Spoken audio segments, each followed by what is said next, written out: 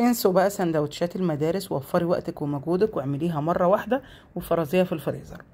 اول حاجة انا معايا كيلو من الدقيق اللي انا بستخدمه ودقيق كل الاستعمالات.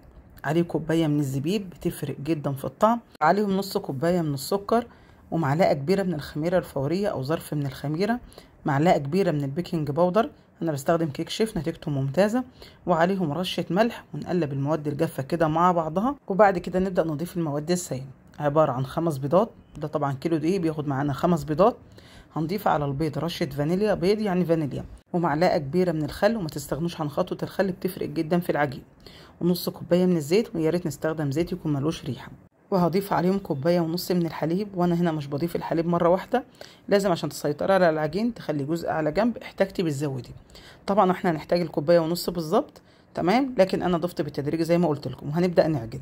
طبعا لو في عجان هتحطي المقادير كلها على بعضها وتبداي تشغلي العجان. العجينه دي بيبقى فيها سن التلزيقه عشان تطلع معاكي هشه ومش مكتومه وحلوه قوي قوي، فما تقلقيش خالص لما تلاقيها بتلزق معاكي. كل ما بتكون بتلزق بالشكل ده كل ما تاخدي نتيجه ممتازه. هنا العجينه بتلزق بالشكل ده، هجيب كده معلقتين من الزيت وهبدا كده احطهم على الوش، ونبدا بقى نلم العجينه بتاعتنا كده من الطبق. وبرضه هنحط كده على الوش مسحه زيت خفيفه، ونبدا نسيب العجينه بتاعتنا تختمر. بتاخد كده حوالي من نص ساعه لساعه الا ربع، عشان طبعا لسه الجو حر، لكن في الشتاء هتاخد طبعا وقت اطول من كده. اهم حاجه بغطيها بكيس وبغطيها بفوطه واسيبها تختمر براحتها خالص. عايزه اقول لكم الوصفه دي بجد طلعت حلوه قوي قوي، انا اول مره بصراحه اجربها، بجد خطيره. تسلم ايد الشيف عزه، انا شفتها عند الشيف عزه قلت لازم اجربها لكم. بصراحه حلوه جدا فوق ما انتوا تتخيلوا، وطعمها حلو جدا وعجبت الاولاد، وكمان تنفع للمدارس تخزنيها كده في اكياس حلوه قوي. العجينه بتاعتنا اختمرت معانا تمام. هنبدا بقى نقرص العجين زي الخبز البيتي اللي احنا بنعجنه وبنقرصه، بيبقى عجينته طريه شويه.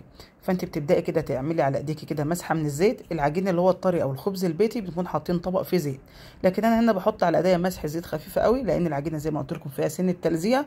بقرصها كده بايديا وببدا كده اكور العجينه كويس قوي واحطها على صاج. حابه تحطي على وشها سمسم، حبه البركه براحتك خالص، او ساده زي ما تحبي. انا عملت الكميه يعتبر كلها كده ساده، وعملت كام واحده بس بالسمسم.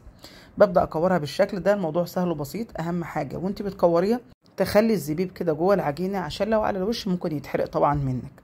طبعا انا مجهزه صواني الفرن على ما العجينه بتاعتي اختمرت، حطيت لها كده مسحه من الزيت، وبدات كده ارص العجين. ببدا ارصه زي ما انتم شايفين كده وارص على طول. ومجهزه اكياس تلاجة فرداها وبديلها مسحه زيت خفيفه، وبغطي بيها العجين زي ما انتم شايفين كده، عشان طبعا العجينه ما تلزقش في الكيس. وبستناها لما تختمر، بتاخد حوالي ساعه. واهم خطوه بقى التسويه. انا سخنت الفرن قبل ما ادخل الصواني بربع ساعه على درجه حراره عاليه جدا، بس اول ما دخلت الصواني خليتها على درجه حراره 180 وعلى اول رف زي ما انتم شايفين كده. عايزه اقول لكم انا بوريكم هنا ان انا ما فتحتش الشوايه من سخونيه الفرن، بدات تاخد معايا اللون اللي انتم شايفينه ده ما شاء الله. طيب لو ما خدتش معاكي لون من سخونيه الفرن، عادي جدا هتفتحي عليها الشوايه. طيب لو طلعت معاكي مش طريه هتعملي زي ما شفتوا كده معايا، بغطيها بكيس وعليها فوطه، وكده بترد من حراره الفرن وترجع تطرى معاكي تاني. انا بوريكي ان انا عامله هنا دي الصينيه الثالثه ما شاء الله، كنت عاملاها بالسمسم، وكده بتكون طريه معاكي. عايزه اقول لكم الصاج ده كان لسه طالع من الفرن حالا، يعني ولا غطيته ولا نشف معايا ولا جرى له اي حاجه. الله اكبر، ما دام الفرن سخن جدا معاكي بتطلع معاكي طريه، ما بتحتاجش حتى ان انت تغطيها، هشه جدا حلوه قوي قوي. وزي ما قلت لكم اهم حاجه في المعجنات التسويه. جربوها يا جماعه، حلوه قوي قوي. اتمنى تشيروا الفيديو ده، واحب اعرف بتشاهديني من اي بلد.